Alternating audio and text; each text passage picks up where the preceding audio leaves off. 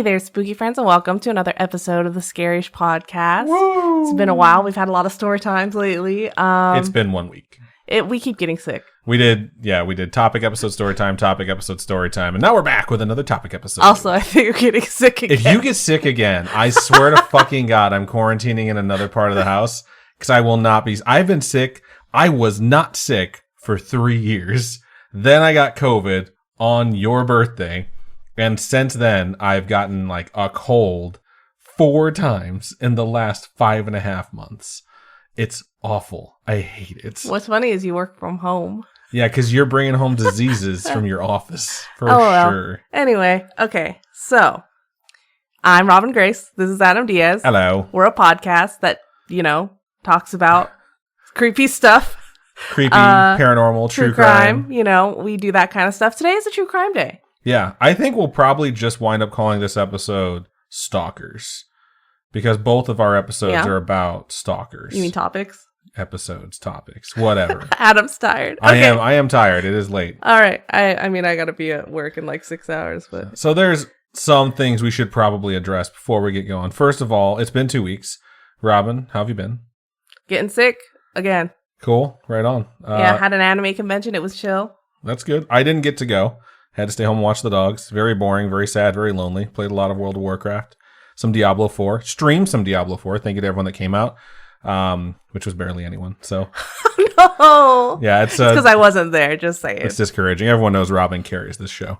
But yeah, another thing I want to mention is that about 2 months ago, maybe 3, around the time that we started the podcast up again when we were in this house, we didn't really have any gap with episodes or anything, but when we started recording together side by side again, we told everyone like, hey, with our new schedule, instead of releasing episodes on Tuesday, we're going to start releasing episodes on Wednesdays because that extra day really helps us out. And the change in the schedule and the way work works out, research Tuesday and Wednesday was better than trying to cram it all into one day. For those of you who've been paying attention, which I imagine is all of you, we have not hit a Wednesday release in a while, unless it's a story time, because those are recorded the Friday before. So it's just naturally occurred that the episodes come out on Thursday. We're doing research Tuesday and then research and recording Wednesday. It works way better for us. It's far less stressful. And I think Thursday is just the official release day from now on. You might get a Wednesday episode here and there. If we have a story time, I might release it Wednesday. Who knows? But yeah, I just want to let you guys know Thursday is pretty much the day. I know this sucks because some people really have the days that their podcasts come out as like today. Like for me, Thursday is Adventure Zone Day. So I'm sorry that Tuesday is no longer Scaryish Day and Wednesday really hasn't taken hold, but we're hoping Thursday does. So then it's going to be Friday and then it's going to be Saturday and then we'll just loop back around to Tuesday, folks. We'll see how it goes. But yeah, I just want to point that out. I'm sure people have been like, what the fuck ever. We don't care. Just release an episode already. All right. I also want to put a disclaimer on this episode. Not disclaimer, a trigger warning, I guess, because this episode is about stalkers that did result in murder. Yes. And so if that freaks you out a little bit, maybe it's not the episode for you, but this is a true crime episode, so we want to give you guys a warning ahead of time. But no happy endings are going to be in play here. This is so much for my happy ending. Like, not gonna happen. So are you gonna sing the song? No, that's as much as I'm gonna do is quote it. I was actually trying to think of who the one was that sang it. Avril Lavigne. I thought so, but I was like, I'm not sure, so I'm not gonna say it. All right, cool. So yeah, we are gonna be doing 2 stalkers, or 2 cases of stalkers. So I think you're gonna be going first. Yours has multiple stalkers? Mine had 2 cases of stalkers. You're doing one, and I'm doing one. Okay, so we have 2 stalkers. Yeah, just like I said. Cool. 1 + 1 = 2. I think you're going to be going first, if I'm not mistaken. All right, cool. So, in this age of social media, easily accessible information about people, it seems like stalking is just easier than ever. It's so easy to 100% stalk is. someone. Just watch a couple seasons of You. He teaches you exactly what to do. Oh my God. I'm sure that show doesn't teach you what to do, but maybe it does. I don't know. People post so much of their lives online that these influencers, podcasters, celebrities, things like that, they're under an even greater level of scrutiny. And a celebrity might post something once a month, like barely post anything, but that post is going to have more eyes on it than the average person. And then there's the aspect of parasocial relationships, and a lot of us might not know what that is. And I know I didn't until this past year. And when it was brought up, I was like, what is that? What does that even mean? I definitely had multiple creators whose content I consume mention parasocial relationships because of incidents that have happened over the last year or so. Yeah, there's a lot of incidents happening. There's a lot of mental health things that are happening, and part of that is the things that are happening with social media and how, easily it is to get creeped out by things happening. Or I know there's this whole drama with like Selena Gomez and like Hailey Bieber and stuff. I didn't even know about it until you told me. Yeah, and it's just like, it's all this social media stuff, and it's really not healthy. But parasocial relationships are these one-sided relationships that we develop with these types of people we don't really know. It's like one person's putting forth like the energy and the emotion. The other person's like, I don't really even know who you are. A parasocial relationship could technically be a relationship between two people that know each other. It's just like a relationship from a podcaster or a movie star or a TV, whatever, well, you could the audience is obviously always going to be parasocial because like you're consuming content anonymously versus them who's putting it out there publicly. And that's you can have a parasocial relationship with a TV character. Right, exactly. So it's not a brand new concept. This is not new in the age of social media. This concept of parasocial relationships actually started being discussed in the 1950s. Yeah. So it's been a while. Yeah, I mentioned in my script too, just anytime there's ever been some form of celebrity, whether it's an actor on stage or a politician or anything, an athlete, the parasocial, I'm so used to saying that for our podcast, parasocial relationships have existed, Right. So these people will act like they're in a run-of-the-mill social relationship with someone, whether that's a media personality or any type, regardless of what type of media it may be. And we all know how big of an impact that these social media influencers actually have on the world. And they influence what we eat, what we buy, how we interact, and how we converse with each other, how we feel about ourselves, et cetera, et cetera, et cetera. We just build these relationships and put so much value in these people that don't reciprocate that relationship. One thing that I've noticed that kind of like, it's always been this way for me, that kind of like, it doesn't irk me, but I've always noticed it made me feel kind of awkward when I hear people say stuff like this. When I talk about content creators, whatever kind of content it is, I say their full name. So I'm like, oh, did you see that movie with Brad Pitt? Or like, did you see that movie with George Clooney? People that I think have boundary issues or have like this idea they're more connected are like, oh, you mean Brad? Oh. And it's just like, Brad who? They're like, Brad Pitt. It's like, oh, I call him Brad. It's like, you don't know him. Yeah, you don't know. Saying the full name versus just saying the first name implies like a different level of relationship that's always just kind of weirding me out when I hear it. Yeah, like musicians and stuff like that. If I'm talking about the guy from Panic at the Disco, I don't say, oh, Brendan. I'm like, no, it's Brendan Urie. Like if I hear that, I assume like, oh, you know him. You know? Right. Or like Patrick Stump or stuff like that. You always say first last name. Yeah. At least for me, that's how I do it. There's certain content creators now that like advertise themselves by their first names, and I think that's where it's like kind of switched up a little bit for me, like Simon and Martina. Ah, okay. So but with who them, are no like, longer Simon and Martina. Who are no longer Simon and Martina. But when it came to them, I would like be like, oh, that thing Simon and Martina did. Even if it was something that only Simon did or only Martina did. Oh, they're like one entity. Yeah, it's because like it's just almost like it's a title versus like me being familiar and saying that. Yeah. No, I can see that. But these influencers have so much influence, on us. They're social media influencers. Like the use of the word yeet, people don't normally just say yeet. It's like social media has created its own viral vocabulary, things like that, their own viral dictionary. And sometimes that makes its way into our dictionary. And it's just, that's how big of an impact these people have. No cap. Oh my Lord, no. I learned that from watching Huskers. He's a fucking Warzone streamer. Oh my God. See, that's one of the people that Adam has a parasocial relationship with. Adam's like, this happened to Huskers. Huskers does this today and blah, blah, blah. I'll just tell her, like, this is what happened on the stream I watch. I'm not saying, like, do you know what happened to Jordan or today? No, like, or no. I know his real name's Jordan. He's Huskers. That's the persona he presents to me. Or like, oh my God, Griffin said this. Or like... I do mention in my script my most unhealthy parasocial relationship is 100% with the McElroys, but I'm aware of that and I have boundaries. Yeah, he's always like, if we met, we'd just be best friends. But then at the same time, I know he'd be like, you are the creepiest creep of all time. I say that first part as a joke. I'd be like, if I met the McElroys, we'd be best friends. And I say that because like I think they're funny.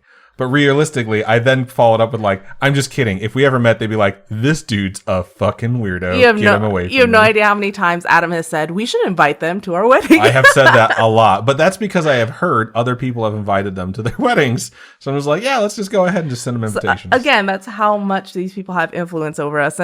And they can become the backbone of somebody's identity. And I can't say that there isn't one out there for me who's inspired me to be who I am and inspired the things that I enjoy and the things that I like to do, like gaming or art or things like that. Like, think of just all the movies and television you consume and how often a character's catchphrase or a funny line works its way into your vocabulary. You know? It's like they have absolutely influenced not just your sense of humor, but like the diction and the cadence of your words. I have watched Hot Fuzz 1,000,001 times, okay? I could probably quote so much of that movie, but the one line I say a lot is in the beginning where, not necessarily the beginning, but near the beginning where, Simon Pegg, he gets to the hotel and, you know, the clerk is doing the crossword. And fascism. She calls him fascist, and he's like, it's actually fascism. And she's like, oh, fascism. And I don't say that in public, but it happens in my brain. In my brain, I'm literally saying that in like when it comes to, you know, some aspect of life going on. The only person I will say that around is Adam because he gets it. But sometimes Robin and I will be having fake fights. Or like we'll be playing like a video game together and she'll die and I won't. She'll be like, this is bullshit. And because I've seen Hot Fuzz so much, and I know she has too, I'm just like, deal with it, motherfucker. And she laughs. But like, if someone that doesn't know what we're quoting hears that, they're just like, what the fuck is wrong with that dude? He's being so mean to her. Yeah, they things influence us, and we don't realize it. And sometimes we really don't realize the level in which we've let these things influence us. And one of those ways is the development of these parasocial relationships. And some people develop these relationships in a really unhealthy way. Some may take a response to a DM as like, we're friends now, you knows who I am. And they replied to me. And this imagination can run wild sometimes, and it turns into a type of obsession. And I know Zach talks about it, and he talks about it a little bit in an episode of The Tripod a few months back. But it's like these people start having these... Again, you said Zach. Like Zach, you're just best friends. Zach Kornfeld from the Try Guys. I know, it's like I'm talking to Adam, right? Adam knows who I'm talking about. Yeah. I don't we were also mentioning this earlier. I'm not best friends with Zach, okay? It'd be cool if I knew Zach, but no. These people start having expectations of you. And you don't know that these people have expectations of you. And they've built this relationship thinking like, well, I expect this to happen or whatever. And when you don't live up to those expectations, some people start growing aggressive towards you. And think of like the K-pop idols. So K-pop idols, they don't date. They can't date. Because if they do date anyone, they no longer sell. Because when you're single, these items, these idols, they're not items. These idols are attainable. You know, you look at them, they're like, they're single. The dream. Yeah, maybe I'll meet them and maybe I could be with them and maybe they'll choose me. But Choose me. Oh, Love God. Me. That's from Grey's Anatomy. There's a lot of Grey's Anatomy fans out there. They have to know. I mean, that's early seasons, but yeah.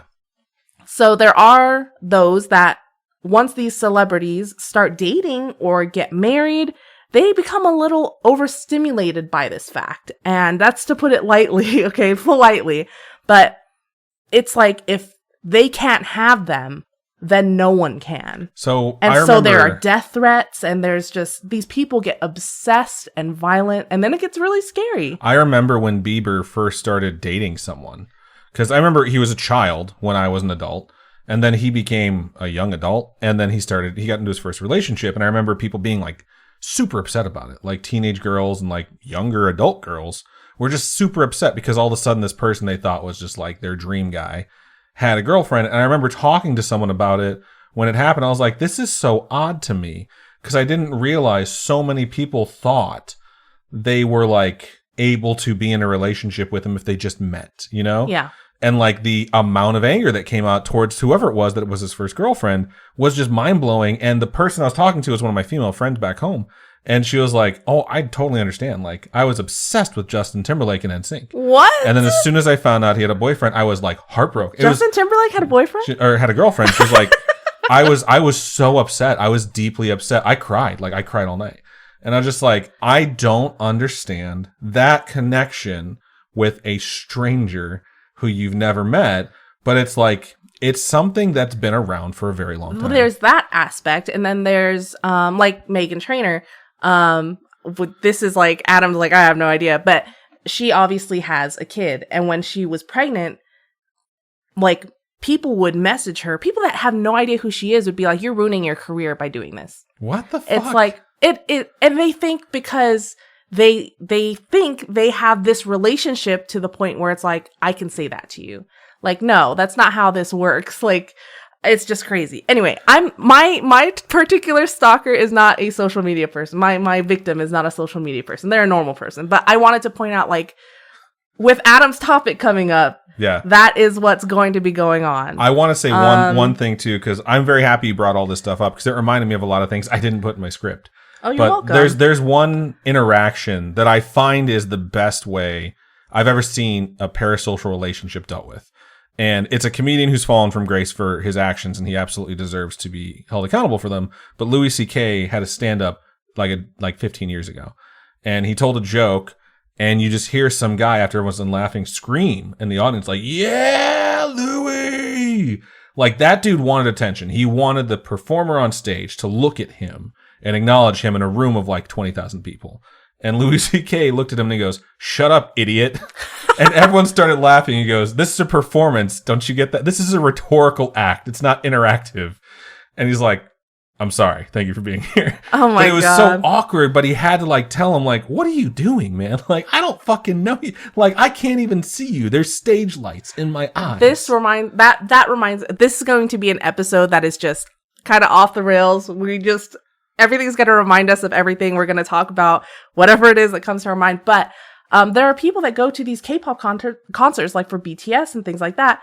And these girls they'll spend hundreds and hundreds of dollars to get ready before the concert. They'll go get their hair done. They'll go get their nails done. They'll buy specific outfits and they'll get their makeup done. They will spend all this money because they want, you know, the person, the idol, the star to look at them and think like, oh my God, so pretty. You know what I mean? Like that's something that is just, that's out of my realm. That's not something I think about. So to me, I don't understand it, but there are those people out there that are like, I totally get it. And it's interesting. I think for me, I know we're off the rails, and I'm sorry for derailing your script. I think for me, there's like the other type of celebrity who's like aggressive against their own fans, like the Russell Crowes of the world. And I'm not saying that to disparage Russell Crowe. He's just like the most famous person for like not ever wanting a fan to come up and talk to him. Like, there's a story that Rebel Wilson talked about because she's Australian. Nicole Kidman had this like scholarship for acting. She won the scholarship and she wound up going to acting school because of it. And she became an actress because of Nicole Kidman. And one night she was out in Hollywood when she was famous at this point. She had been through like a bunch of movies. She'd been through Pitch Perfect and people knew who she was. Mm-hmm. She was at this super fancy restaurant. She saw Nicole Kidman dining with Russell Crowe. And they're both Australian. You know, Russell Crowe's, you know, a super famous actor. And she walked over there. She mustered up the courage to talk to Nicole Kidman to say, "Hey, I'm not sure if you know who I am, but I just want to say thank you because the scholarship you set up is what gave me my career and it's changed my life." And as soon as she got to the table, Russell Crowe screamed at her, "Fuck off!" Oh my God. And so she walked away crying. And it's just like, that has prevented him from ever having to deal with that sort of shit. But it also put me in the mindset because I used to think Russell Crowe was the bee's knees. I think he's an amazing actor. And when I heard like that's how he reacted to fans just wanting to say hi or, you know, "I think you're great," I was like, you know, the best thing I could ever give Russell Crowe is if I saw him in person and had the opportunity to talk to him, to leave him the fuck alone. And it made me realize there's probably a lot of celebrities that just desperately want to be left the fuck alone because they receive such unwanted attention from people they've never met. That's probably why there's a lot of mental health issues in Hollywood. because people have mental breaks because it's just so much pressure. Yeah. And these paparazzi and stuff, paparazzo, I don't know what they're No, called. you said it right. Okay. They don't leave them alone. They live their entire lives with people following them and taking videos and pictures of them. And it's watching Zac Efron on Hot Ones talk about the harassment he received, to the point where even when he talked to Leonardo DiCaprio, Leonardo was like, you have it way worse than I ever had it. Like, the level of harassment from the paparazzi to get a picture of who was at the time a child, like a fucking teenager, is insane. Like, that's just super, super unhealthy. Yeah, it's crazy. Anyway, that's beside the point. So, what this episode is going to be about, it's about stalkers. And it's just going to be about individuals that have become obsessed enough to kill. And so mine, again, is not going to be, you know, a social media influencer or anything like that. It's not a celebrity. This is just a normal person, but they have had someone become so obsessed with them that they're willing to kill. So, I want to begin with a big one. It's pretty well known, I think. And it's a case of stalking that escalated to more than just one death. So it's kind of scary, the idea of how far this person goes with their obsession. So, in April of 1984, a 22-year-old named Laura Black landed a job as an electrical engineer at Electromagnetic Systems Laboratory, ESL. It's a high-tech defense contractor in Sunnyvale, California, and she only had a little under a year of experience before she got this job, so this was like an opportunity of a lifetime for her. At ESL, there was a 40-year-old computer technician named Richard Wade Farley, and he'd been working there for nine years. According to Farley, it was absolutely love at first sight when he saw Black. He fell in love with her immediately, despite the age difference and despite the professional work setting. He became completely obsessed with her. He would actually go and leave gifts on her desk. He would leave her cards. He would leave her handmade bread. He would call her at her desk multiple times a day, every few hours, to ask her what she's doing. And her response would always be like, I'm working. And he was just harassing her in the workplace. And it's like a training video that you watch at work, right? To tell you, don't do this. You should not be doing this to your coworker. And it escalated because things like this usually do. And it wasn't just at work anymore. He started attending aerobics classes that she would take. So that meant they would be at work. He would follow her after work to her aerobics class.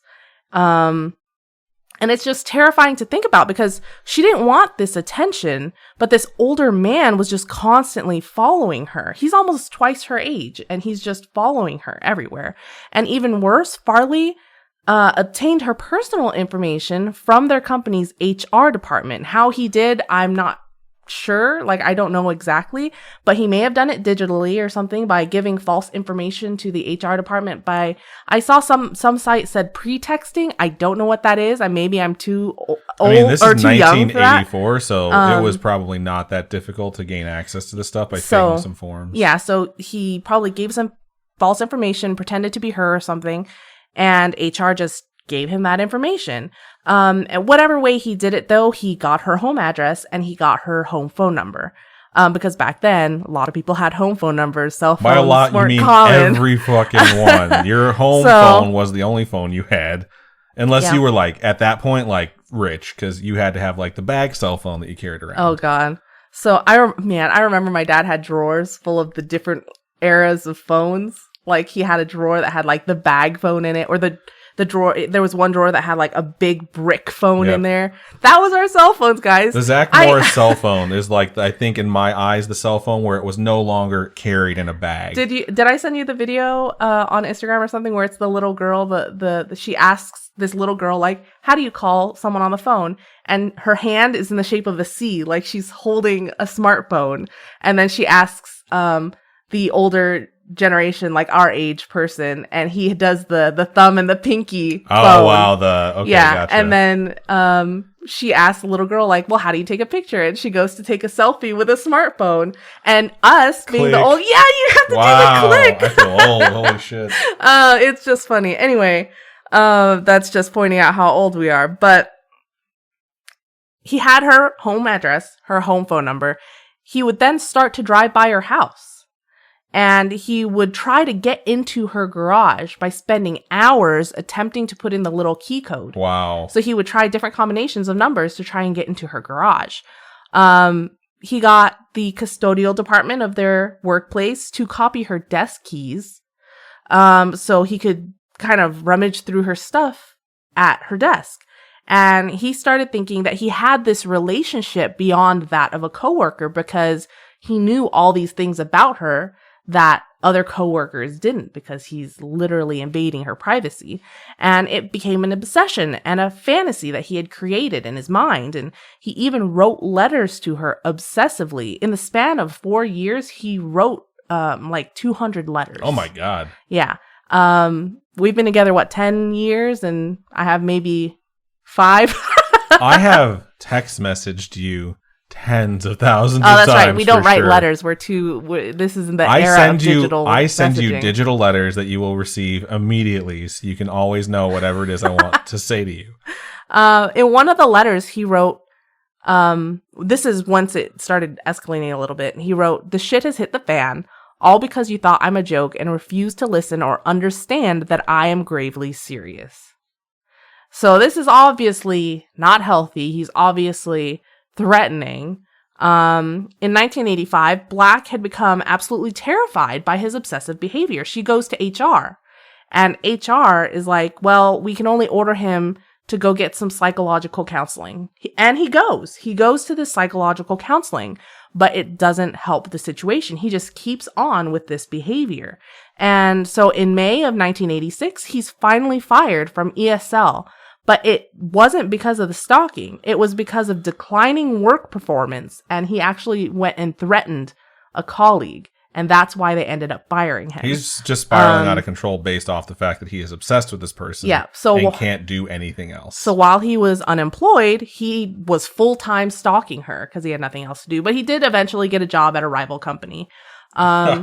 So tell me what you would do in this situation, okay? You call a girl and you ask her out on a date. Okay. She doesn't give you any response. What do you do? Well, I called her and she didn't answer the phone, or called her. You call and leave a message, okay. Or say in this day and age, right? You text her. She doesn't text you back. Okay.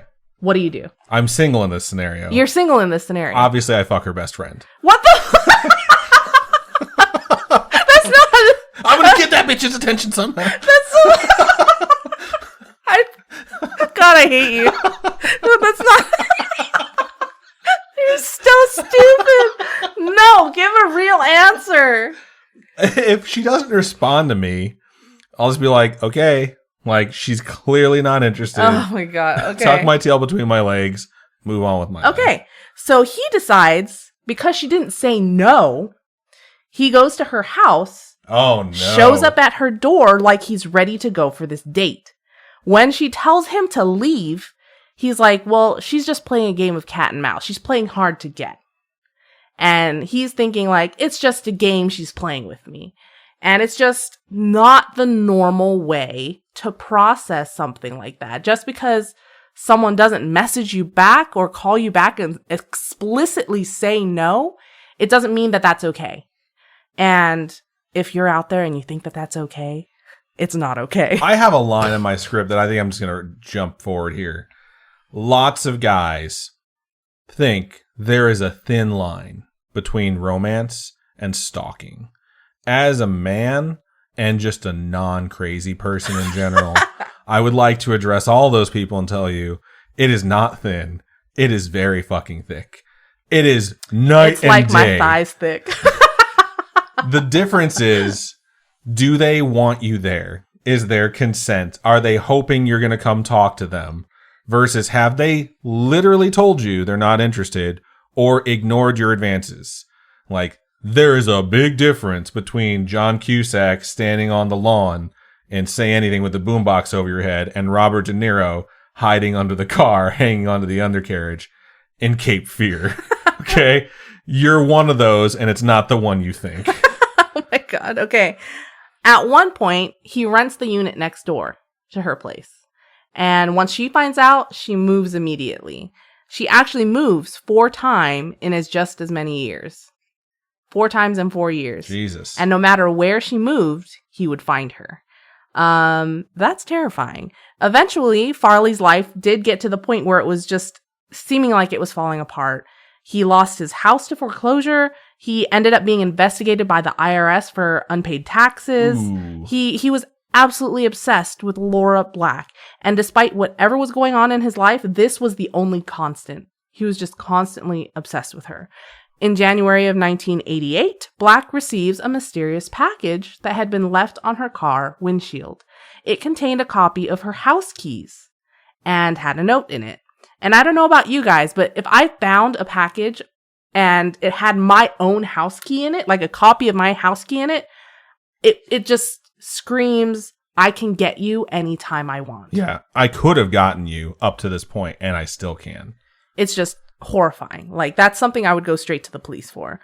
She's probably been to the police plenty of times. Oh, at this for point. sure. Absolutely. One of Black's friends tried to intervene at one point and told Farley that he would go to jail if he kept harassing Black. And this just pissed him off. That's all it did. So he writes a letter and he warns her, it's not in your best interest for him to interfere. He doesn't have any idea what he's getting into, and you'd better tell him. I'd better never see any police around me. Wow. So he's writing letters that are just straight up threats. Straight up threats. And it's written evidence. She has these letters. She can't prove he's the one that wrote it. Unless it comes in a stamped thing that has his address. Even then, like you can't prove it was like sent from him unless you have some what sort it has of security fingerprints footage. on it. Maybe, I don't know. But there's so many instances where every time you think you have a piece of evidence, it's like you can't prove it was them. What if they licked the stamp? It's 1988. They licked stamps. I think the DNA testing showed up in like prominence in like 1992 or some shit. All right. On February 2nd, 1988, Black files a temporary restraining order against Farley that was granted by the family court judge. A court date was set for the 17th of February to discuss a permanent restraining order.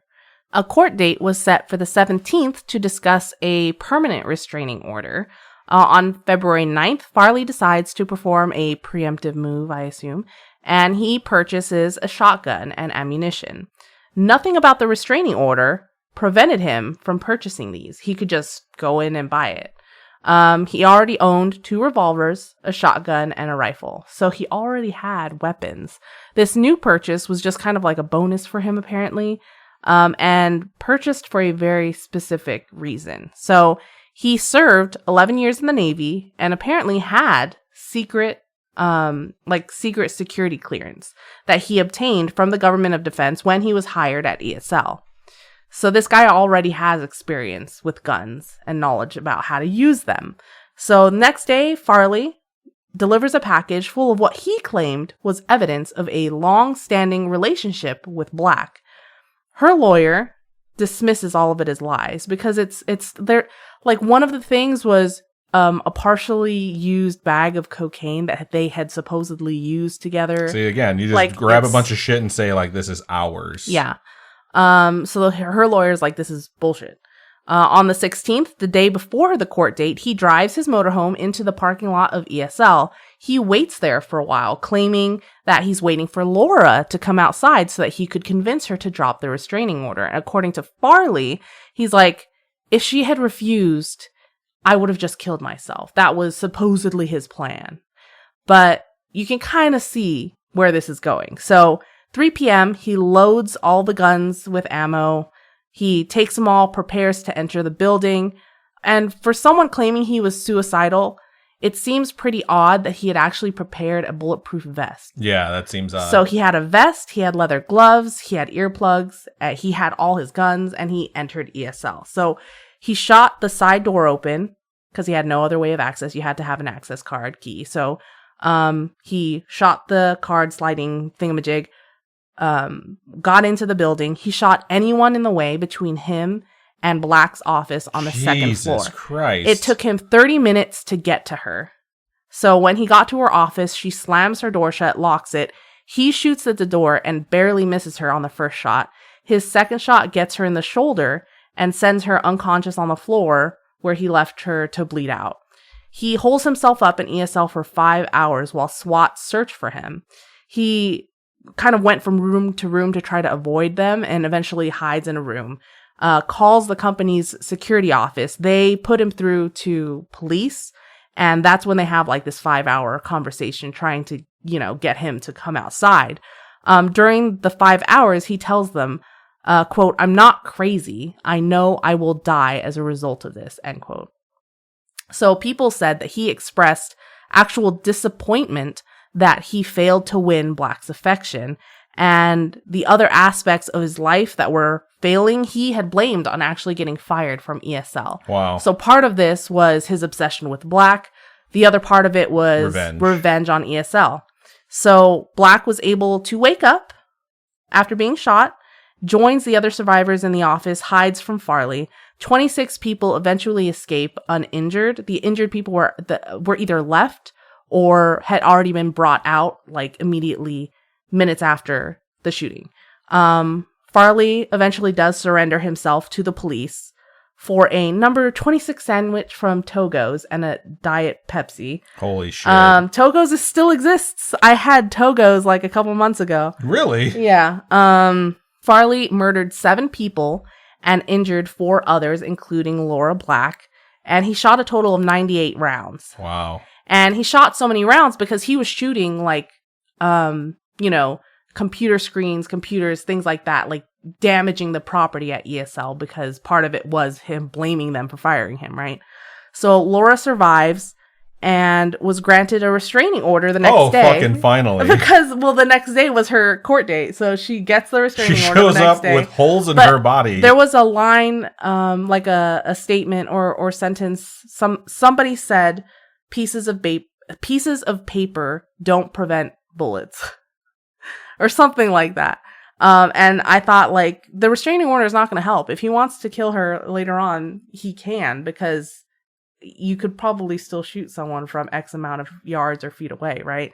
It's just so scary that he did this prior to her being able to get it. And then the next day she gets this restraining order. What's it going to do? He's going to jail now, right? Right. She spends 19 days in the hospital recovering from her injuries. It's just so frustrating that they didn't do anything to prevent any of this from happening, because it was escalating for years until this point. It's just so frustrating. During his trial, Farley admits to the killings and tries to claim that it wasn't premeditated.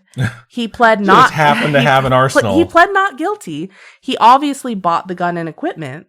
And to me, that screams premeditation. Like, why else would he bring a vest? It was definitely premeditated, but he claims that he was just trying to get Black's attention. And his attorney actually tried to claim that Farley wasn't a violent person because before all this, he didn't have a police record. That doesn't mean you're not a violent person. Right. That just means you haven't been caught yet. But that's what his lawyer is trying to say. Like, he's never going to hurt someone ever again.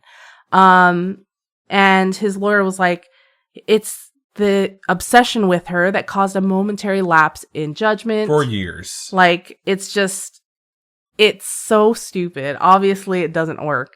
Black's side provided evidence of years of stalking and harassment. His letters and the receipts from the purchase of the shotgun and the ammo, everything they brought to court painted this picture of premeditation. And on October 21st, 1991, 7 years after he'd first met Laura Black, so 7 years of this harassment. Wow. And this torture of having to deal with this bullshit, he was convicted of all 7 counts of first-degree murder. He still wrote Black a letter while he was in jail. Of course he did. Stating that she had won. He was sentenced to death. He is currently still on death row, waiting for execution at San Quentin. And as of 2021, he's still serving time there. Laura continued to work for ESL for many years afterwards. The building where the shootings actually took place was torn down not too long after it happened, so it doesn't exist anymore.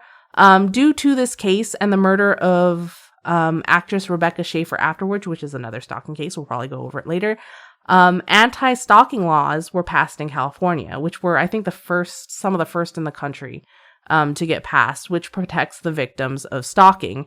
There's actually a movie about this case with Laura Black called I Can Make You Love Me, also known as Stalking Laura. And it stars Brooke Shields. Wow. Yeah, I was like, what? Brooke I did Shields. not know that. And it is based on this case, if you guys like to watch drama movies and things like that. So, yeah. Right on. This was really well researched. And I had no idea it ever happened. A I mass had no shooting idea. based off of fucking stalkings, which is a lot of reasons why adult shootings happen in places that aren't like hate crimes. It's usually because like someone was rejected in some way, shape, or form romantically, and they decide to murder people because of it. So kind of crazy, definitely frustrating. I think that's going to come up in my script too. So good stuff. Yeah, thanks.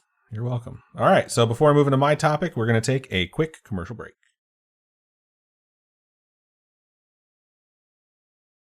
And we are back. So this week, I knew exactly what I wanted to cover. I've talked about this on the live stream. I talked about this on the Storytime episode we recorded. There's an incident that happened less than 2 weeks ago that is very frightening. And I wanted to break down what happened and sort of talk about the entire situation from just the perspective of chronologically what happened and then from our perspective. And I'm going to be covering the murder of Zori Sadeghi. And I'm pretty sure I said her name right. I listened to a lot of police reports on this and a lot of news reports on this, I should say. And they have varying pronunciations of this. But Zori is the person who is paramount in the case. She's not the only one that died, though. So I'm going to start at the beginning and work my way through this chronologically. We already know how this ends. We mentioned this, so it is going to be tragic. There is not a happy ending on this story.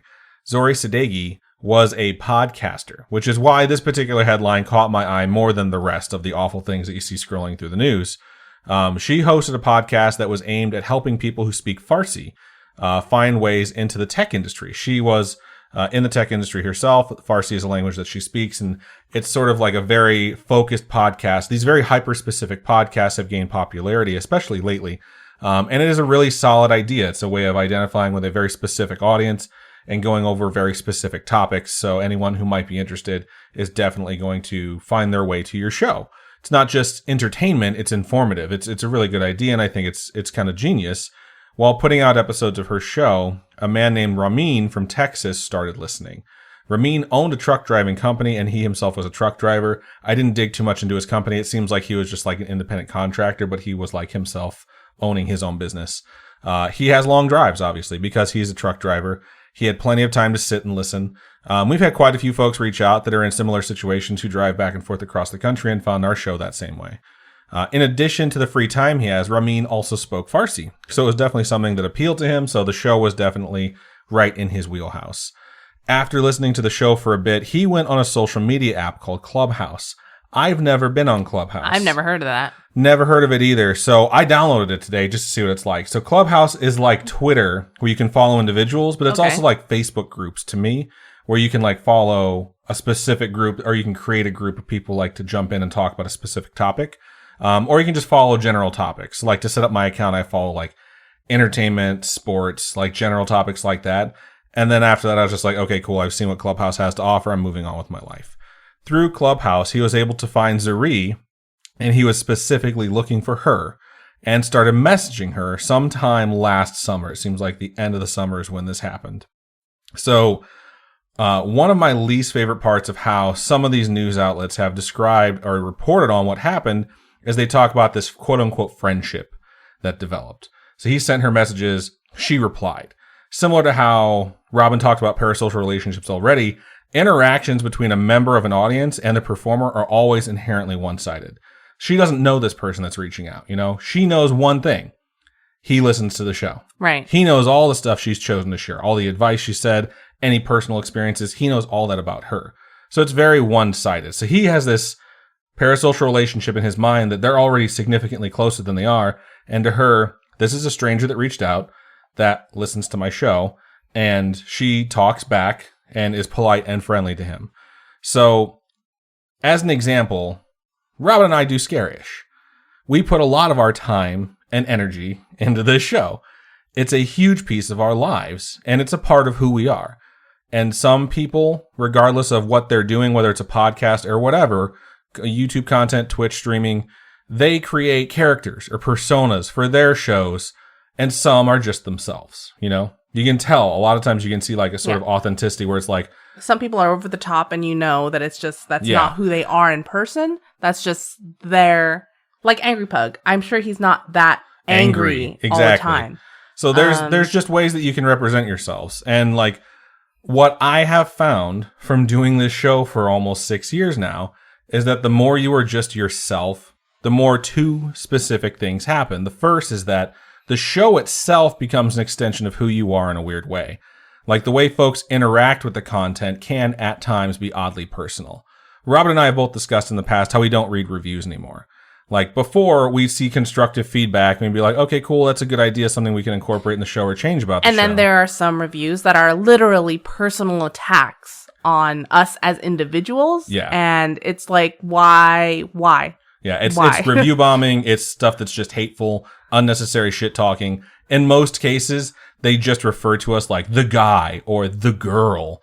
And it's like, okay, cool. Like we're working our asses off to like do research. Imagine every shitty book report you've ever had to like put your notes with a grindstone and put in and you needed to get an A. That is about 500 episodes of our lives. Like every fucking week since December 2017, we have had a book report due once a week. Like that's not every week, but we've missed a few weeks in that time frame. So for someone to come along and just pick a single episode and decide, like, I didn't think this joke was funny, this person can go fuck themselves, this show deserves to die. I've seen shit look exactly like that show up on iTunes, like 100%. And it's annoying, and you take it slightly personally because it is a personal attack on you. And even if it's specifically about the show and people are like, this show is shit, it's like, well, no, it's not. Objectively, you might not like the show, but we put a lot of hard work into the show. So that's just something that happens when you have something that's like an extension of you like this. The other thing that happens is that people who consume your content really get to feel like they know you. Because in a lot of ways they do. The information you're putting out there almost always winds up being personal. We've gone through so much stuff in our lives over the past 5.5 years, and we've shared most of it with all you guys. Just because we talk about stuff. I talked about, family members that have passed away. I talked about losing our corgi, which was like one of the hardest things I've ever gone through, despite the fact that I've lost a lot of family members. And we've just gone through a lot of shit, I've never seen Adam cry as much as he cried for that dog. That was hard. It was awful. But like, if someone were to reach out to me, and we've had a lot of people reach out to me and be like, I'm so sorry. I'm not trying to say I don't appreciate people reaching out, but it's odd because like, I don't know who you are. Yeah. But I appreciate the condolences, And it's just like, I'm putting that out there knowing full and well people are going to reach out who I don't know. And that's just something that comes along with the fact that you're a content creator. It's not like an audience is withholding emotional energy from you. It's just you're listening and you don't have an avenue unless we say, hey, reach out to us via social media this way or that. And then when you do finally reach out, like, you know way more about me than I know about you. It's just not a two-way form of communication until it is. So all that said, this is where things get weird for content creators because we encourage people to engage and interact with our content so we know that there's an audience out there and hopefully we can grow the show.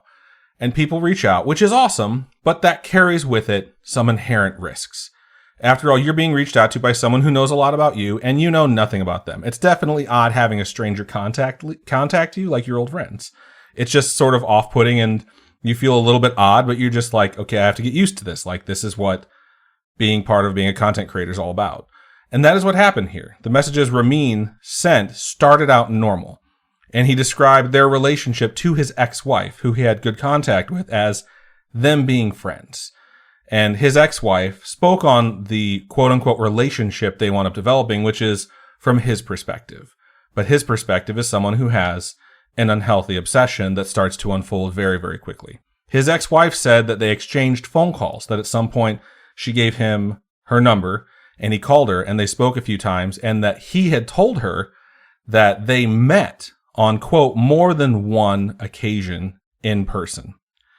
Outside of that claim from the ex-wife, which she says she got from Ramin, it doesn't appear that this was confirmed in any way, shape, or form by Zuri, Zuri's husband, or the police, or any of the people involved with this case.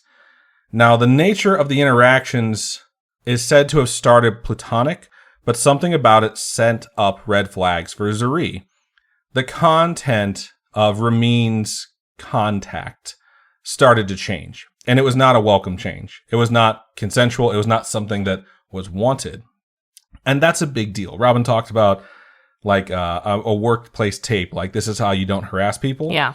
there is stuff about like advances being done in the workplace, if they're welcomed, is not sexual harassment. You know, it might be inappropriate public display of affection or something along those lines, but it's not sexual harassment. So it's like, you don't risk it if it's not welcome. You know, if you think someone wants it, that's fine. If you make an advance on someone and they're like, whoa, time the fuck out, we're not like that, that is exactly where things should end. Obviously, the person's uncomfortable. They don't reciprocate those feelings. Move on with your life. Like, that's what should happen. At some point, the sheer volume of messages that Ramin was sending to Zuri sent up another serious red flag as well. Just overwhelming her with messages, just constant messaging. It was clear he wanted some form of a romantic relationship and had already kind of assumed in his head that they had one. And she did not want that. She was married. She decided the contact and their relationship / friendship, whatever it was with Ramin, needed to end. And she communicated that to him on November 6th, 2022. She told him like, hey, I'm not sure what you think this is. I'm very uncomfortable at this point. I think we should stop talking to each other. And then she stopped talking to him. And he reached out to her repeatedly and endlessly. So she wound up blocking him on all her social medias.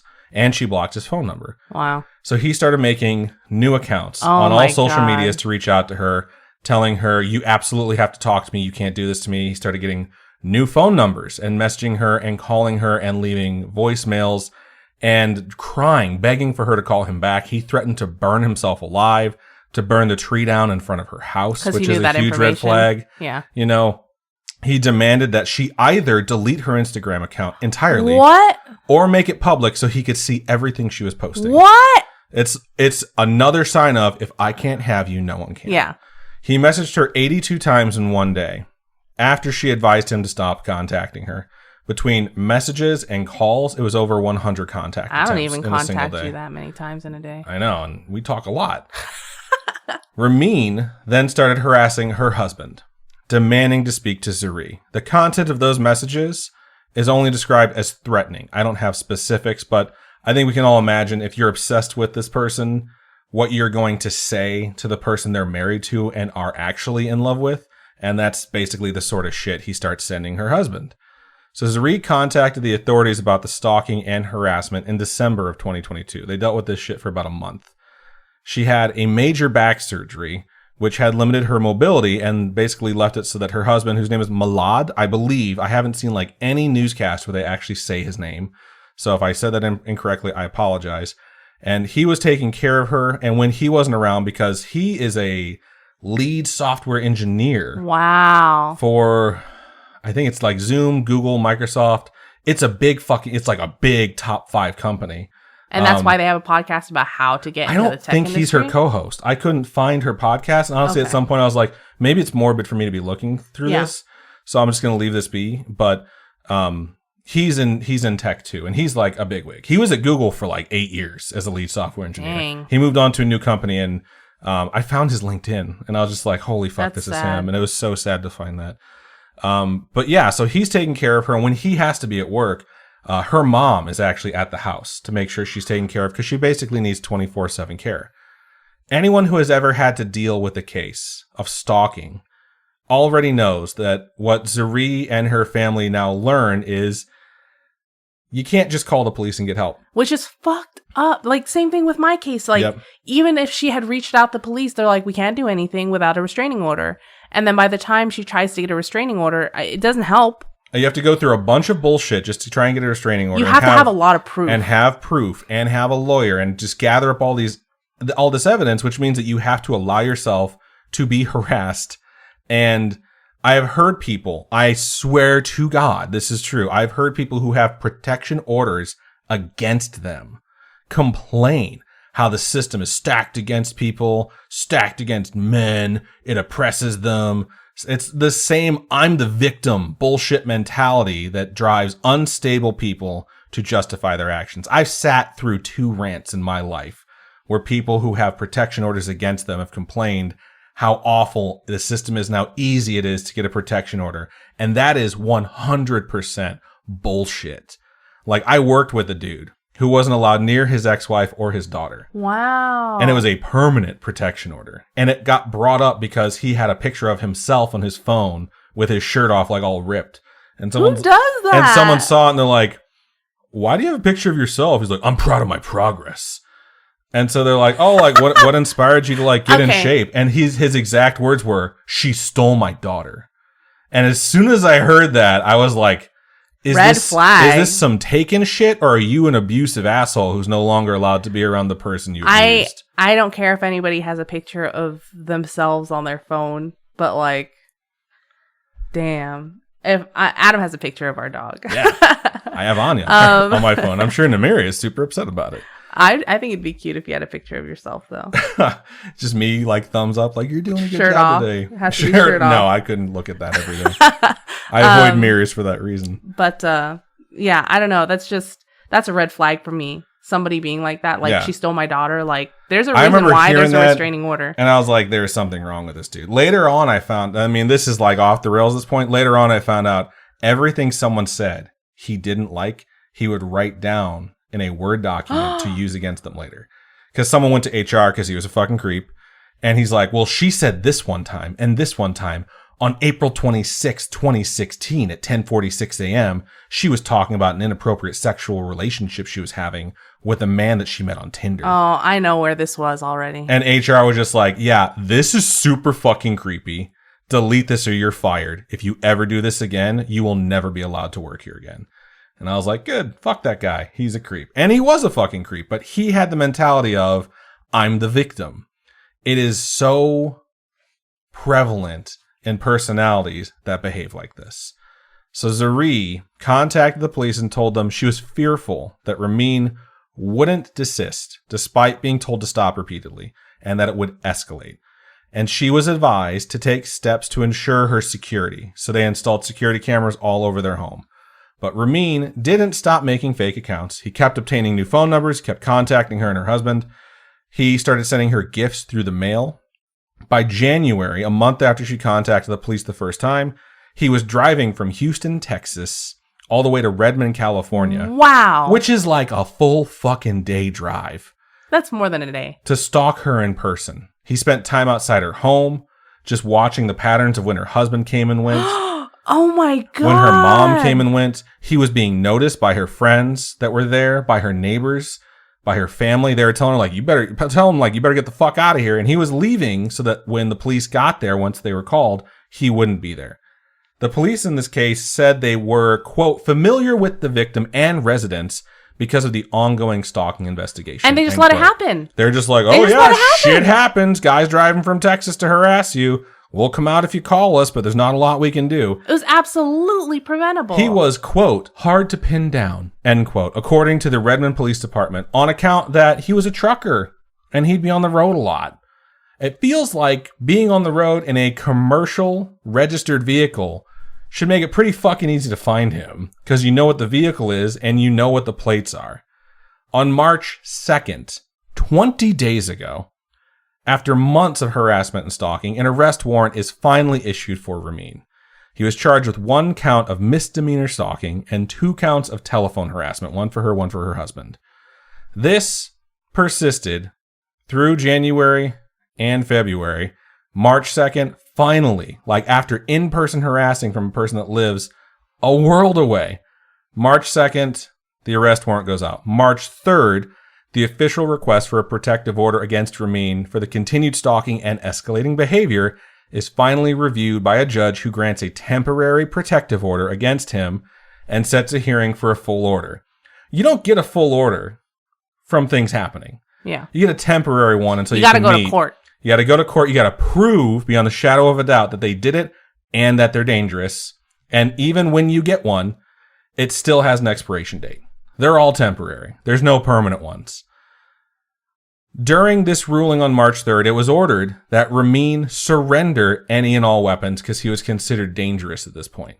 So any weapons this dude owned that were legally registered in his name needed to be surrendered. He's not at this hearing. This hearing's taking place where Zari lives. So he's fucking, no one knows where he's at this point. Redmond police stated they, quote, weren't able to make contact with him, end quote, as he lived out of state. It's like, he wasn't here, so how are we gonna force this order? Call him? Zuri, or call the fucking local authorities in Houston and be like, hey, call his trucking company? Go to this guy's residence, check if he's there, and take away his fucking guns because it's been ordered that they be removed because he's crazy. I don't think you can do that across interstate. state lines. Yeah. Zuri wrote, she was afraid for her safety and the safety of her friends and family. She was very clear that she didn't think the behavior would stop and requested that the protective order be put in place for, quote, 99 years to make sure that it would never expire in her lifetime. She stated that the stress and anxiety caused by the incident was preventing her recovery from her back surgery, and she felt very vulnerable and fearful of what she could do in the event of an incident which she believed was going to happen because she would be unable to flee. She stated that he has, quote, bursts of anger and is completely delusional. These delusions make me fear for my life and the lives of my loved ones, end quote. This is why the news reports that are like, they had a relationship, really fucking piss me off. It's like, no, they didn't. He thought they did. She was nice to him. She was cordial until he was a creep. Then she's like, please stop contacting me. So now I don't know if he went quiet after March 3rd. Once the arrest warrant goes out, once the protective order is put in place. What I do know is that at 1:45 a.m. on March 10th, he arrived at the home of Zuri Sadeghi. He crept in through a window and entered her home, and once inside, he found her and shot her in the chest, killing her. He then turned his attention to her husband, who he also gunned down in cold blood. Zuri's mother was staying with them at the time to help her recover from her surgery. She managed to flee the home and ran to a neighbor's house, who let her in and then called the police. In the meantime, Ramin turned the gun on himself and blew his own fucking brains out. Wow. Zuri was 33. Her husband was 35. They are younger than we are. That's nuts, dude. The Redmond police chief, Daryl Lowe, stated the couple did, quote, everything they possibly could, end quote. No, they didn't. To protect themselves. No, they which didn't. Really pisses me off. The idea that you will go out and state publicly that they did everything they possibly could and still wound up getting murdered doesn't really inspire much hope for those out there suffering from stalking and harassment. So the couple did everything that they could. I believe that. The couple did everything they could. But the police did fucking nothing. Yeah. This was, according to Police Chief Lowe, the, quote, worst possible outcome of a stalking case, end quote. Yeah. No shit. The lack of available protection for these people who were tormented for months before their murder is almost as frightening as what they went through from the stalker. The fact that the lackadaisical and nonchalant nature the police had for this man and the threat he posed, a stalker that they knew was armed, makes it seem like the only way this would have been preventative is if Ramin had made himself available to be found and turned himself in, which everyone fucking knew he wasn't going to do. And yes, I'm saying this and I'm saying it angry because I'm sad and I'm angry. It's a horrible case. And also because I've heard too many times just how little is done to help people dealing with situations like this and how long it takes to get the tiniest amount of effort approved. The bureaucratic way to obtain protection legally is severely flawed. How much of it do you think was racially fueled? Like they aren't white and therefore we don't care as much. I can't say. Honestly, this took place in Redmond, Washington, which is a fairly diverse place. And they both had very good jobs. She lived in a very nice neighborhood. I think her home is $3 million. And they still didn't do anything. And it was just sorry guys, there's only so much we can do. There are so many instances with the criminal justice system in the United States of America where it's when he does something, call us, because then we'll help. If you're dealing with a mentally ill person who's threatening to do something crazy so frequently, rather than do anything have them committed or have them arrested for the charges that are out, or if there's a warrant on their name, fucking do something about it. It's we're just going to wait and see what happens. If you've ever seen the movie Demolition Man, oh my God, the crazy shells. Crazy thing to bring up. The 3 seashells has nothing to do with this. The entire premise of the movie is criminals start being frozen for their sentences, and they wake up and it's the future. And the future is this weird dystopian, everyone loves each other thing. Everyone loves Taco Bell. Someone thaws out a murderer to take over. So the murderer just gets unleashed on this society who has no idea what to do. There hasn't been a murder in 30 years. So the police's solution in the future is, well, let's just wait for him to murder someone else, and then we'll show up and arrest him. And they've thought out a cop from that guy's era, And that cop is like, great plan. Like, are you fucking serious? And they don't know what sarcasm is, so they're like, thank you. And he's like, the whole point of us is to prevent that next person from being murdered. And that was such a funny joke. What a parody when I was a child. And now I live in a world where mentally ill people and stalkers are essentially treated like Demolition Man. Like, just wait for them to do something and maybe we'll show up and stop them. Wait for him to attack you. Hope he doesn't kill you. Maybe we'll get there in time to prevent it if he's trying to. I could tell you a ton of stories from people I know who have been stalked, who have gotten temporary orders, and those orders have expired because of a, quote, lack of need for one, where they had literal proof that they took to a judge that showed threats of violent murder to them and their child. Wow. With the defendant there who admitted to sending that and still didn't get a protective order. It's a very similar story to what happens here. Being podcast hosts and hearing this story, it really hits close to home. So I want to wrap this really sad topic up with a brief discussion about two things. The first is consuming content, because it's not just going to the movies or turning on your TV anymore. There's like tons of content that you can see from content creators, and it's a lot more personal than it used to be. Like, someone once said that they think the reason Hot Ones is so popular is because you're taking celebrities who are usually not accessible and putting them in a real life situation where they talk about themselves. They seem more human. And their interests. Exactly. They seem more human. So I want to talk about consuming content. And then I want to talk about the concept of stalking in general. Actually, I'm going to flip that. I'm going to talk about the concept of stalking first. So first, we're going to go stalking. I want to talk about this from a witness's perspective. Like I've mentioned, I've seen people who have been stalked. Yeah. And how hard it is for them to obtain protection. Stalking is a serious fucking problem in the United States of America. There are 3.4 million people above 16 years old who were victims of stalking in 2019 alone. I just watched a video today, and it was a picture. It's like a picture of a 15-year-old. And all the comments, not all the comments, a lot of the comments below this picture of this 15-year-old are creepy old men. Yep. Commenting, you're gorgeous, you're so pretty, how old are you? Like, all this really creepy stuff. And it's absolutely inappropriate. And it makes me really uncomfortable because people are blaming a certain class, a certain type of person. Like, this is what's wrong with our country. And then you look at this and it's like, no, it's not. It's people in your backyard. React. Yeah. It's the disgusting, creepy old people that act like that. I also wrote, because that statistic of 3.4 million people in a single year, that's for people 16 and older. Apparently, if you're 15 or younger, you're just shit out of luck, which is fucked up because you're not part of this statistic. Women are more than twice as likely to be stalked than men are. I believe that. 100%, obviously. But that means that around 1 million men are stalked a year, which is still that's a lot of men. Huge fucking problem. Of all the victims of stalking in 2019, 67%, 2/3, have stated it is a serious enough problem that they are fearful of being killed or physically harmed. So that's around 2.5 million people living in a constant state of fear from someone stalking them. That's fucked up. I have known too many people in my lifetime who think that they have some sort of right to stalk someone. I have friends who have done it. This is not a joke. They think they're being romantic. Or they think they have some sort of access that they're allowed to a person that that person isn't allowed to take away. Just because they rejected your advance or broke up with you, you're still allowed to go around them as often as you want, even if they've told you, stay the fuck away from me. I have known multiple people who will drive past or sit outside an ex-girlfriend's home or a girl who has rejected their advance.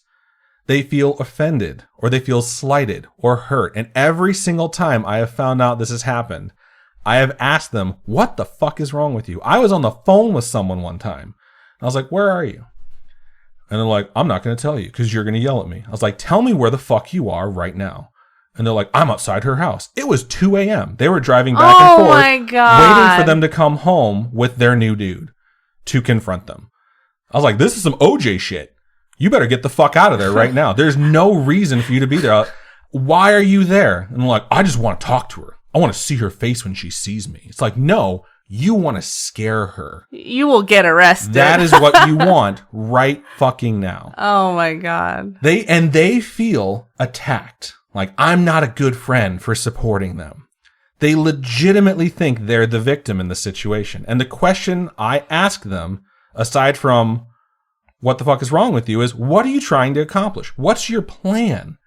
What do you think is going to happen? And the same type of answer is always given. They want the other person to know that they are there and you can't make me go away. That's creepy. Every time I have heard that, I have had to have a hard talk with that person to let them know they're a fucking inch away from a restraining order and they absolutely deserve to have it placed on them. I have told them, like, if the cops call me, I will tell them everything you just fucking told me. Because I am worried for you, and I am significantly afraid for them. That consent about letting someone into your life or being around you is absolutely part of any form of participation socially, or even just proximity to another human being. And without that consent, you are a fucking creep at best, and will be viewed as dangerous, and rightfully so. There is no justification to that behavior. There are too many instances where someone feels like what they're doing is justified in the ways I just mentioned, or what's almost worse, which I mentioned during Robin's topic, they think they're being romantic. I have had an instance where I broke up with someone and I was at the movie theaters with somebody else and they showed up at this movie theater and they had carved my name or something into their body and carved cheater or something into their body. And it was not romantic. It was absolutely fucking horrifying. And it was absolutely embarrassing.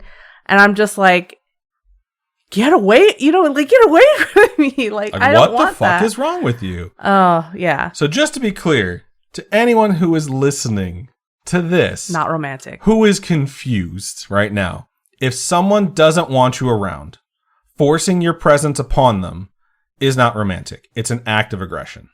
You are not John Cusack holding the boombox outside Ione Sky's window. You are fucking Kathy Bates kidnapping James Caan and trying to prove to him your dedication by tying him to the bed and breaking his ankles.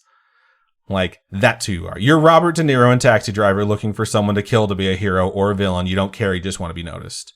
You're Robert De Niro in Cape Fear, dedicating his entire life to revenge against Nick Nolte. Or you're Robert De Niro in The Fan, deciding he has some profound connection with Wesley Snipes' character just because he watched him play baseball and collected ungodly amounts of memorabilia.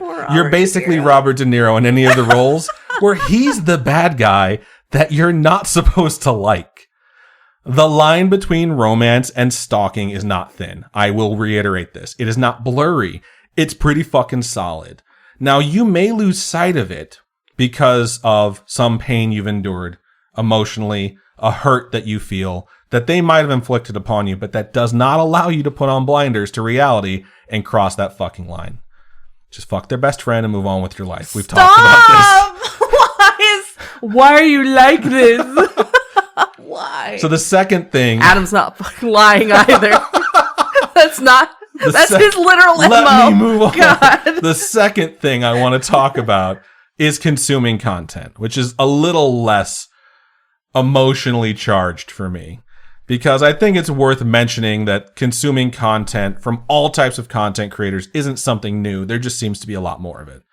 Actors of the stage, athletes, politicians, anyone in the public light have had stalkers for centuries, man. John Wilkes Booth was basically a stalker.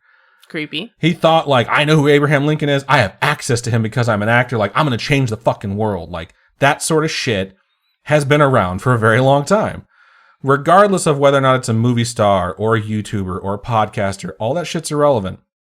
If they're putting forth content that you want to consume, that's just a way that you're engaging. It's something that they put out there, and it's meant to be that way. So if they tell you, like, hey, send us your story, leave a comment, like, subscribe, share it with a friend, they really do mean that. But that's still relatively new. Like, engage with the content creator. That form of it is new. If they host meet and greets, if they engage in any sort of exchange via social media, that's all things that they're open to and they've offered up, but they're not granting you access to them beyond those things. If they tell you at some point, I'm uncomfortable, I don't want to talk anymore, that's it. Move on. Just because someone posts something, right, doesn't mean they're inviting you, like, hey, come to my house. Yes. That's not at all what they're saying. Like, they are showing you what they want to show you. They are not saying, yes, research into my personal life. If you send unsolicited messages that are offensive or sexual, if you show up at our house, you are not a spooky friend, you are a spooky foe, and you will be dealt with as such. Okay? Like, we made ourselves very available to folks, and just seeing this case, I'm just like, should my fucking profile be public anymore? Because it's creepy to think about. Because I get fucking friend requests, and I'm like, I don't know who you are. I know who this is. I assume in most cases, like, they probably listen to the show. I don't really post a whole lot of stuff that's personal on my social media for that exact reason anymore. It's like, I don't know how much of myself I want to share. You know what I mean? Yeah. I don't know how much access I want to give, but because of that, my friends who have social media are like, man, you don't post anything anymore. I'm like, I know. I just don't. So we've had like Let's Plays with Among Us spooky friends before. We all get into a room, we have fun. We've done multiple meetups. We're interactive on our social media, and those are great times and great memories. We've talked about how much fun we had going to Winchester Mystery House. Yeah. Or Spooky Con in Pennsylvania. But having those meetups and those events doesn't necessarily mean like we're saying, hey, follow us home. No, yeah, that's exactly. not cool. We love hanging out with people. Like, doing the Pennsylvania meetup was absolutely amazing. We got to get to know people. And there are people like Faye that I absolutely love. And it's like, I consider her, like, sometimes I'm like, my friend Faye. And I'm sure she's like, yeah, I'm not your friend. But like, yeah, to me, we're her stalkers. Yeah, we're basically her stalkers. No, and it's just like, you know, that does happen. But it happens organically. Yes. It's not forced, and if it's awkward, then we have to move on from it. To be clear, we've never had to deal with that. In 5.5 years, we've never had to deal with something, aside from some creepy or suggestive messages to our Instagram, maybe a handful of times.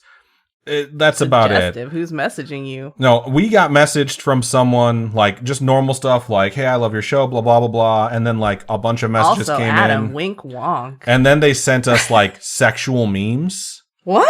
And I was just like, I think I skipped this. I'm just not going to respond to this. And then they sent a weird message that was just, like, very sexually charged with sexual language. And I didn't respond to that.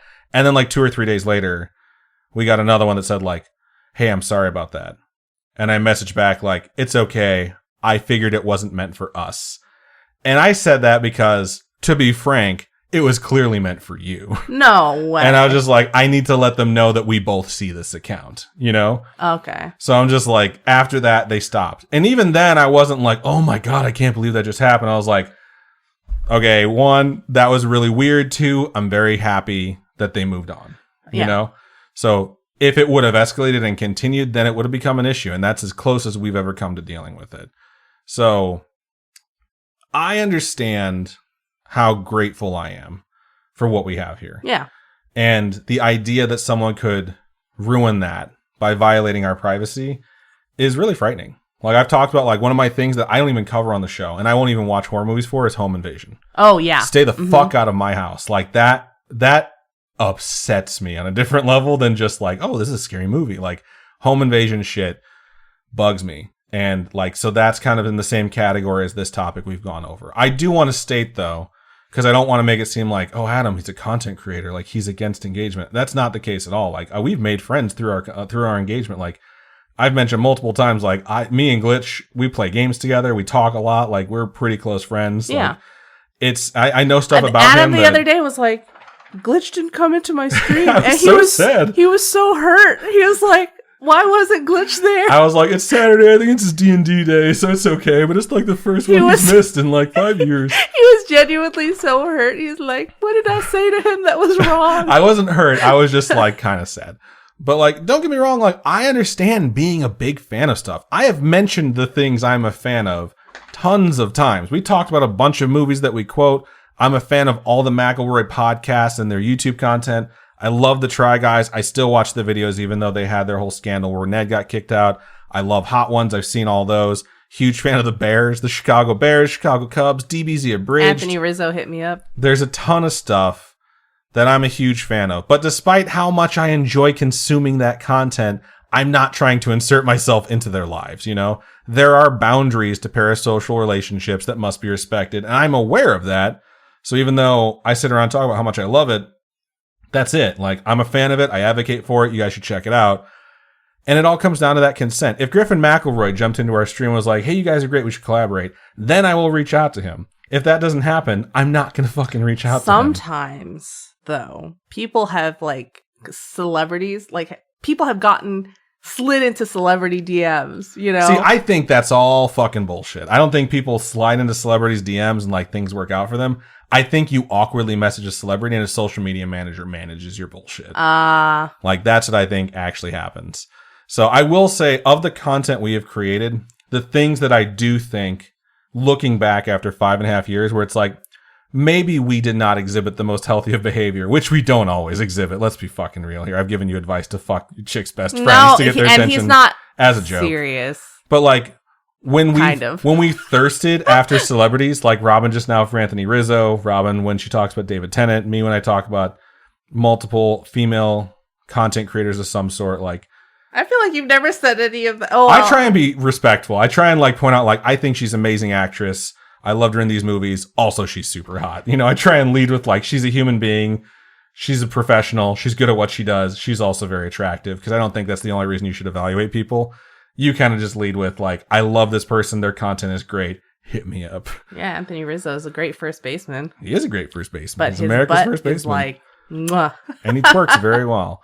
And see, like, he twerks. I forgot about the SNL that is us showing that there's, like, a way you can consume content and still be funny about it, but, like, not cross that fucking line. Like, it would be weird if I knew one of those people listened to the show and I kept saying that shit. You know what I mean? Like, if I found out Henry Cavill listens to our show and I talked about how thirsty I am for him, that would be awkward. I mean, everybody's thirsty for him. Apparently not DC anymore. God, that makes me so mad. Yeah, hello, betrayal. Seriously. But, all right, let's wrap this up. Let's put a bow on it. It's fine consuming content and consuming a lot of it, or listening on repeat, or even reaching out. Making sure you understand those boundaries is paramount, and it is dangerous and occasionally tragic when those lines are crossed. And I hope that stuff doesn't happen to anyone in the podcasting community. Sadly, it probably will, because that's just the nature of stalking, is it just keeps happening. And hopefully in the future we have laws in place and protections for victims to prevent things from escalating to the point like it did for Zuri and her husband. I don't think I would ever really want to meet any of the people who make the content that I consume, because I'm funny, but I'm super fucking awkward and I'm way too nerdy for most of them anyways. And that's what we always say too, is that I'm sure people expect a certain level of communication, right? When they meet us. There, but yeah. like, we're so Akko Taco. There's also something to be said about, like, you try and tell someone, like, oh, I really enjoyed this thing that you did, and they make so much content they don't remember it. Like, I remember seeing that happens to us all the time, where they're like, I love this episode that you guys did on this, and sometimes I'm like, minute 46 of episode 82, I'm like, I don't remember what I had for lunch last week. I have no clue what the fuck you're talking about. Certain topics hit home close enough, we'll remember them. I remember The Haunting of Carolina Street. It's my father's story. I remember episode 21, because that's about the one guy from that one fucking Conjuring movie. Someone brought up something Frenchie today in a message, and I was like, I remember that episode. Yeah, sometimes it happens, but there's a lot of instances where you don't remember it. And I never realized that would happen to us, because I saw this thing. Those are the Try Guys. I saw the Try Guys doing a video where they had people asking questions. There's a video the Try Guys put out where a bunch of them go and get chiropractic adjustments so you can hear them crack. Adam watches that. He's watched that video. I have a playlist of Try Guys videos I like to watch because they're, like, soothing and they, like, have just, like, funny reactions. And that's one of them. And there's a point where the chiropractor checks their spines before she does adjustments to see if they're straight. And she mentions that Eugene's spine is slightly crooked. And Keith, prior to that, because Eugene is, like, perfect in every way. He's beautiful. Everything he does is genius.